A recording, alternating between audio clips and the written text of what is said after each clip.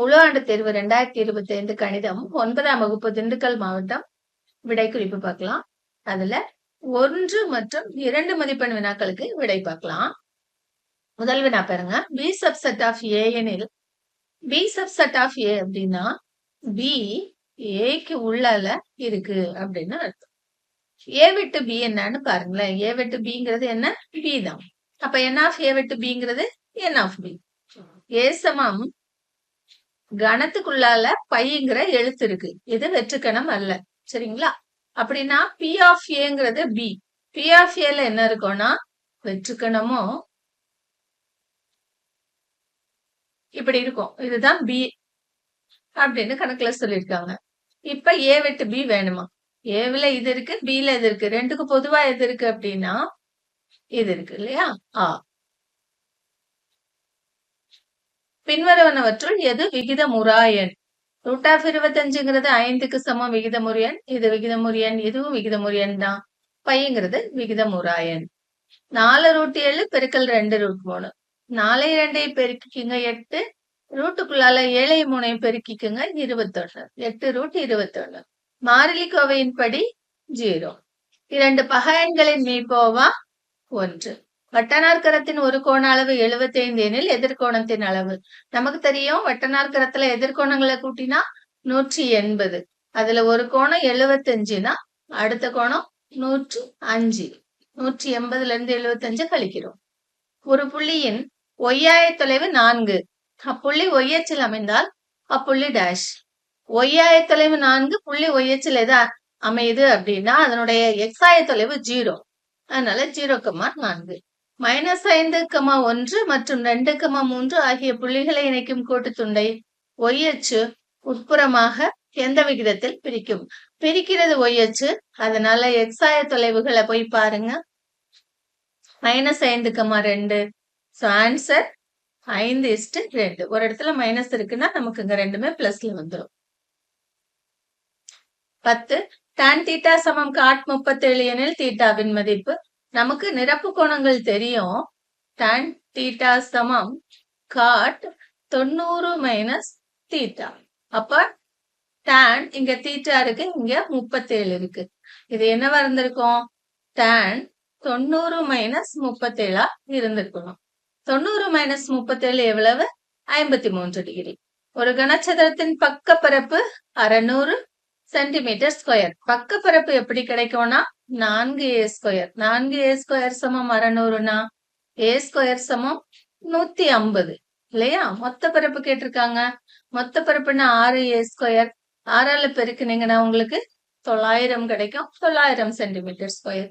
ஒரு தரவில் அதிக முறை இடம்பெற்றுள்ள உறுப்பின் மதிப்பு முகடு. முதல் 11 இயலெண்களின் வர்க்கங்களின் சராசரி என்ன அப்படின்னா முதல் 11 இயலெண்களை வர்க்கப்படுத்தி நம்ம கூட்டுவோம். அதுக்கு ஒரு ஃபார்முலா கூட இருக்கு. n × n + 1 × 2n + 1/6. ஸோ முதல்ல கூடுதலுக்கான இந்த ஃபார்முலால போட்டு நாம கூடுதலை கண்டுபிடிக்கிறோம். என்னங்கிறது 11, அதுக்கு அடுத்த n 12, 2n + 1 ரெண்டையும் கூட்டி போடுறது 23/6. இது ஃபார்முலா. அதனுடைய சராசரி வேணும்னா எத்தனை எண்கள் இருக்கோ அதால வகுத்துருவோம். 11ஆல வகுத்துருக்கோம். 11 11 கேன்சல் ஆயிடுச்சு. 1 6 6, 2 6 12, 2 23, 46. பின்வருவனவற்றுள் எது ஒரு நிகழ்ச்சியின் நிகழ்தகவாக இருக்க முடியாது? ஒரு நிகழ்ச்சியின் நிகழ்தகவா மைனஸ் இருக்காது இல்லையா? சோ -1. 2 மதிப்பெண் வினாக்கள் பாருங்க. பின்வரும் சொற்களில் உள்ள எழுத்துக்களின் கணத்தை பட்டியல் முறையில் எழுதுக. அசஸ்மெண்ட். பட்டியல் முறையில் எழுதும் போது ஒரு எழுத்தை ஒரு தடவை தான் எழுதணும் இல்லையா? இந்த கணத்துக்கு ஏதோ ஒரு பேர் கொடுத்துக்குங்க. நீங்க இதுல இல்லாத எழுத்தா கொடுத்துக்கலாம். Q போட்டுக்கலாம். A S அடுத்த S இருக்கு இல்லையா? E திருப்பி S போட வேண்டாம். M E போட வேண்டாம். N T. இங்க பாத்தீங்கன்னா இதுக்கு என்ன பேர் கொடுத்துக்கலாம்? B கொடுத்துக்கலாம். Bன்னு கொடுத்துக்கலாம். B சமம் P R I N C A L. P Q கொடுத்துட்டு அதன் சமச்சீர் வித்தியாசம் கேட்டிருக்காங்க. இதுக்கு படம் போட்டு போட்டீங்கன்னா ஈஸியா போட்டுருவீங்க. இங்க P போட்டுக்கோங்க, இங்க Q போட்டுக்கோங்க. பொதுவா இருக்கிறதெல்லாம் நடுவுல எழுதுங்க. 3 5 11. Pல இதெல்லாம் போக என்னெல்லாம் இருக்கு அப்படின்னா 2 7 இருக்கு. ஏவுல 1 இருக்கு. P சமச்சீர் வித்தியாசம் Q இதுல என்ன இருக்கும்னா இந்த பக்கம் இருக்கிறதும் இந்த பக்கம் இருக்கிறதும் அப்படின்னா 1 2 7. கொடுக்கப்பட்ட முருடுகளை எளிய வடிவில் எழுதுக. ரூட் ஆஃப் 8 எப்படி எளிய வடிவில் எழுதுவீங்க? 8க்கு டான வகுத்தல் போடுங்க. 2 4 2 2 2 2க்கு ஒரு 2 வெளியே எடுத்துருங்க. எடுத்துட்டீங்கன்னா ஒரு 2 உள்ள இருக்கும். 2 ரூட் 2. ரெண்டாவது கணக்கு cube root of 192. 192 2 9 2 18 6 2 2 2 4 2 8 8 2 16 2 2 4 2 1 2 2 6 2 3 cube root அப்படிங்கிறதுனால 3 தடவை இருந்தா ஒரு தடவை வெளியே, அதே போல 3 தடவைக்கு ஒரு தடவை. 2 2 4 root 3. So cube root of 192 சமம் 4 ரூட் 3. பூமியின் நிறை கொடுத்திருக்காங்க, நிலாவின் நிறை கொடுத்திருக்காங்க, இவற்றின் மொத்த நிறை கேட்டிருக்காங்க. இங்கேயும் 10^24, இங்கேயும் 10^24. ரெண்டையும் எழுதி கூட்டினாவே போதும். பாருங்க 5.97 பெருக்கல் 10^24. இதை எழுதும்போது 0.073 பெருக்கல் 10^24 கூட்டுங்க. 10^24 அப்படியே இருக்கும். இங்க 3 பெருக்கல் 10^24 இங்க 3 14க்கு 4 மீதி 1 9 1 10க்கு 0 மீதி 1 6 6.073 பெருக்கல் 10^24. 19வது வினா P of x சமம் 2x + 5 என்ற பல்லுறுப்புக்கோவையின் பூஜ்ஜியங்களை காண்க. P of x நம்ம எப்படி எழுதிக்கலாம்னா 2 வெளியே எடுத்து எழுதிக்கலாம். x கூட 2 இருக்கு, வெளியே வந்துரும். x உள்ள இருக்கும். 5 கூட 2 இல்லையே, எப்படி வெளியே எடுக்கிறது அப்படின்னா 5ல இருந்து 2 வெளியே எடுத்துட்டு 2ஆல நாம வகுத்துக்குவோம். சமம் 2 என்று x பிளஸ் -5/2ன்னு போட்டுக்கலாம். இப்ப பாருங்க இந்த x கூட மைனஸ்ல என்ன இருக்கோ அதுதான் அதனுடைய பூஜ்ஜியம். சோ P of x இன் பூஜ்ஜியம் என்ன அப்படின்னா x சமம் -5/2. 20வது வினா பாருங்க. முற்றொருமையை பயன்படுத்தி விரித்து எழுதுக. முற்றொருமை என்ன முற்றொருமை இதுக்கு பயன்படுத்துவோம்? x plus a into x plus b சமம் x² plus a plus b into x plus ab பயன்படுத்துவோம் இல்லையா? அப்படின்னா இங்க m plus 5 into m minus 8 equal to formula அப்படி முதல்ல m² plus a plus b 5 minus 8 into m plus ab 5 into minus 8 சுருக்குங்க m² minus 3m minus 40 நமக்கு கிடைச்சிருக்கு. காரணிப்படுத்துக. பாருங்க காரணிப்படுத்தும் போது -12 மேல போட்டுக்குவோம். எப்படி போட்டுக்குவோம் இல்லையா? நடுவுல என்ன இருக்கு? 4. வாய்ப்பாடு சொல்லுவோம். 6 2 இதோட குறிய 4ஓட குறிய பெரிய எண்ணுக்கு போட்டுருவோம். அப்படின்னா இது மைனஸ். இதை எப்படி எழுதுவோம்? x plus 6 into x minus 2. 22வது வினாவுக்கு ஆரம் 15 சென்டிமீட்டர் உள்ள வட்டத்தின் மையத்திலிருந்து 12 சென்டிமீட்டர் தொலைவில் அமைந்துள்ள நாணின் நீளம் காண்க. ஒரு சின்ன வட்டம் போட்டுக்குவோம். இதுக்கு ஒரு நாண் போட்டுக்குவோம். இது வட்ட மையம், அதுல இருந்து வரையப்பட்ட இது ஆரம், இது வட்ட மையத்திலிருந்து வரையப்பட்ட கோட்டுத்துண்டு. கணக்குல சொல்லியிருக்காங்க ஆரம் 15 சென்டிமீட்டர் அப்படின்னு. சோ இது 15. வட்ட மையத்திலிருந்து 12 சென்டிமீட்டர் தொலைவில் இருக்குன்னு இருக்காங்க. இது 12. உங்களுக்கு தெரியுதா? இது ஒரு செங்கோண முக்கோணம். நம்ம இதுல இருந்து இது வரைக்கும் உள்ள தொலைவை இதை A, இதை Bன்னு எடுத்துக்கோங்க, இதை Oன்னு எடுத்துக்கலாம், இது C. அப்படின்னா இந்த முக்கோணம் OBCல பிதாகரஸ் தேற்றம் அப்ளை பண்ணலாம் இல்லையா? பிதாகரஸ் தேற்றப்படி கர்ணம் ஸ்கொயர் சமம் பக்கம் ஸ்கொயர் பிளஸ் பக்கம் ஸ்கொயர். கர்ணம் உங்களுக்கு 15, 15 ஸ்கொயர் சமம் 12 ஸ்கொயர் பிளஸ் BC ஸ்கொயர்.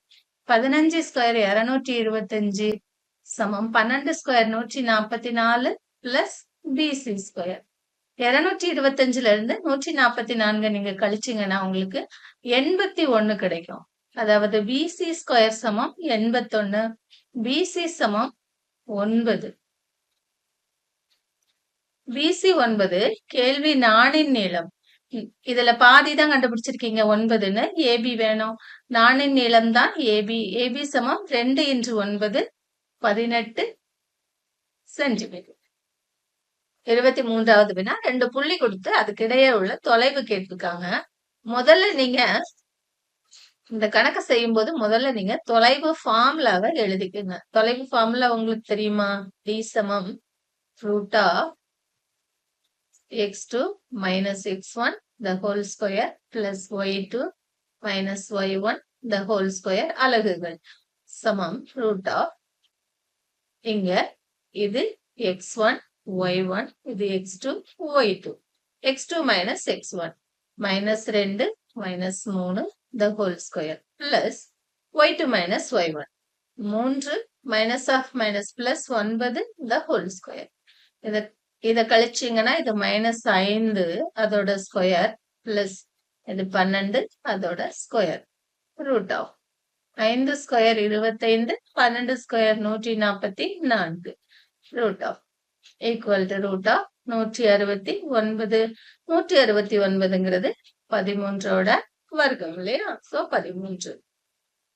24வது வினா ஒரு முக்கோணத்தின் நடுக்கோட்டு மையம் 4, -2 மற்றும் அதன் இரு முனை புள்ளிகள் 3, -2 மற்றும் 5, 2 எனில் 3வது முனை புள்ளி. நாம் ஒரு முக்கோணம் வரைஞ்சுக்கிறோம். இதனுடைய நடுக்கோட்டு மையம் நம்ம கொடுத்திருக்காங்க. இதனுடைய நடுக்கோடுகள் எப்படி இருக்கும்னு பாருங்க. எதிர்பக்கத்தின் நடுப்புள்ளியை இணைக்கும் கோடுகள் நடுக்கோடுகள் இல்லையா? இது மாதிரி இருக்கும். இதுல நடுக்கோட்டு மையம் கொடுத்திருக்காங்க என்னன்னா 4, -2ன்னு. அப்புறம் அதன் இரு முனை புள்ளிகள் இந்த முனைய ஏன்னு எடுத்துக்குவோம். ஏங்கிறது 3, -2. இந்த முனைய பின்னு எடுத்துக்குங்க. பிங்கிறது இத நாம பின்னு எடுத்துக்கலாம். பி கணக்குல என்னன்னா 5, 2. சி தான் நமக்கு தெரியல. நம்ம அதை x3, y3ன்னு எடுத்துக்கலாம். சரிங்களா? கணக்குல நடுக்கோட்டு மையம் கொடுத்திருக்காங்க. என்னன்னு கொடுத்திருக்காங்க? 4, -2ன்னு கொடுத்திருக்காங்க. இந்த பக்கம் நடுக்கோட்டு மையத்துக்கு formula எழுதிக்குங்க. x1 + x2 + x3 / 3, y1 + y2 + y3 / 3 சமம் 4, -2. இதுல இது x1 y1 இது x2 y2 இதை x3 y3ன்னு நாமளே எடுத்துக்கிட்டோம். அப்ளை பண்ணுவோம். x1 + x2 + x3 3 + 5 + x3 3, 5 8 + x3 / 3, y1 + y2 + y3 -2 + 2 கூட்டினா 0 0 + y3 / 3 சமம் 4, -2. சமப்படுத்துவோம் x ஆயத்தொலைவுகளை. x ஆயத்தொலைவுகளை சமப்படுத்தினீங்கன்னா என்ன கிடைக்கும்னா 8 + x3 / 3 சமம் 4. y ஆயத்தொலைவுகளை சமப்படுத்தினீங்கன்னா y3 / 3 சமம் -2. இந்த 3 கொண்டு அங்க பெருக்கினீங்கன்னா 8 + x3 சமம் 12. y3 சமம் -6. 3 கொண்டு இங்க பெருக்கிக்கிட்டீங்க. 8 கொண்டு அங்க கழிச்சிருங்க. x3 சமம் 18 - 8 4. y3 சமம் -6. அப்படின்னா மூன்றாவது முனை என்ன? 4, -6. அடுத்த வினா பாருங்க. tan a சமம் 2/3 எனில் sin a வின் மதிப்பு. செங்கோண முக்கோணம் வரைஞ்சுக்குவோம். பாருங்க. இது செங்கோண முக்கோணம். இதுல இதை a b cன்னு நாம எடுத்துக்கலாம். tan a ஏக்கு எதிரே இருக்கிறது. அதாவது tan θ சமம் இது உங்களுக்கு நல்லா தெரியணும். tan θ சமம் எதிர்பக்கம் பை அடுத்துள்ள பக்கம். நமக்கு 2/3ன்னு கொடுத்திருக்காங்க. அப்ப எதிர்பக்கம் 2 இதுதான் ஆக்சுவலா θ. அடுத்துள்ள பக்கம் 3. கர்ணம் பிதாகரஸ் தேற்றப்படி நம்ம கர்ணம் கண்டுபிடிப்போம். கர்ணம் ஸ்கொயர் சமம் பக்கம் ஸ்கொயர் பிளஸ் பக்கம் square. 2 square plus 3 square. 2 square 4, 3 square 9. கூட்டினீங்கன்னா 13. கர்ணம் வேணும்னா ரூட் ஆஃப் 13. அப்ப இது ரூட் ஆஃப் 13. கேள்வி சைன் ஏ. சைன் தீட்டாக்கு என்ன ஃபார்முலா? எதிர்பக்கம் பை கர்ணம் இல்லையா? படத்துல எதிர்பக்கம் 2, கர்ணம் 13. சோ சைன் ஏ சமம் 2/13. 3.5 பக்க அளவுள்ள கனசதுரத்தின் கன அளவு. நமக்கு கனசதுரத்தின் கன அளவுக்கு ஃபார்முலா தெரியும் இல்லையா?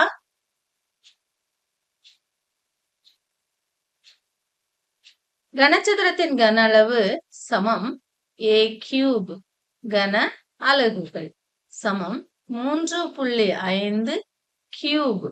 3.5 கியூப் கண்டுபிடிப்போமா? வாங்க 35 பெருக்குவோம். 5 25 மிச்சம் 2 3 15 2 17 3 15 3 9 1 10 5 12க்கு 2 மிச்சம் 1 2 1. இது மறுபடியும் 35 பெருக்குவோம். 5 25க்கு 5 மிச்சம் 2 2 12 12க்கு 2 மிச்சம் 2 2 11 11க்கு 1 மிச்சம் 1 1 5 5 5 1 6 3 5 15க்கு 5 மீதி 1 2 3 6 6 1 7 3 2 6 1 3 3. கூட்டுங்க 5 7 8 2 4. 3 இலக்கங்கள் தள்ளி புள்ளி வைக்கணும் இல்லையா? ஏன்னா 35 3 தடவை பெருக்கி இருக்கோம். ஒவ்வொரு தடவையும் ஒரு ஸ்தானம் தள்ளி புள்ளி. அப்ப ஆன்சர் என்ன கிடைச்சிருக்கு? 42.87 கனமீட்டர் நமக்கு விடையா கிடைச்சிருக்கு. 27வது வினா. கீழ்காணும் தரவுகளுக்கு இடைநிலை அளவு காண்க. அதுக்கு நாம கொடுக்கப்பட்ட இந்த மதிப்புகளை ஏறு வரிசையில எழுதிக்கலாம். பாருங்க, ஏறு வரிசையில முதல் எண் என்ன? 31. 31க்கு அப்புறம் என்ன இருக்கு பாருங்க? 35. அடுத்து 36, 37. அதுக்கடுத்து 44, 44.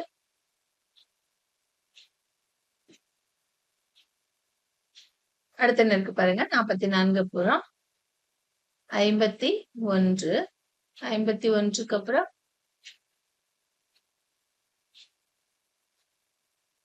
60, 86, 89. மொத்தம் 10 மதிப்புகள் இருக்கு. இடைநிலை மதிப்புனா நடுவுல இருக்குது. நடுவுல 2 மதிப்புகள் இருக்கு. 2 ஒரே மாதிரி இருக்கிறதுனால எதை வேணாலும் நீங்க இடைநிலைன்னு எழுதிக்கலாம். இடைநிலை சமம் 44. இரு சீரான நாணயங்கள் ஒரே நேரத்தில் சுண்டும் போது இரு தலைகள் கிடைப்பதற்கான நிகழ்தகவு.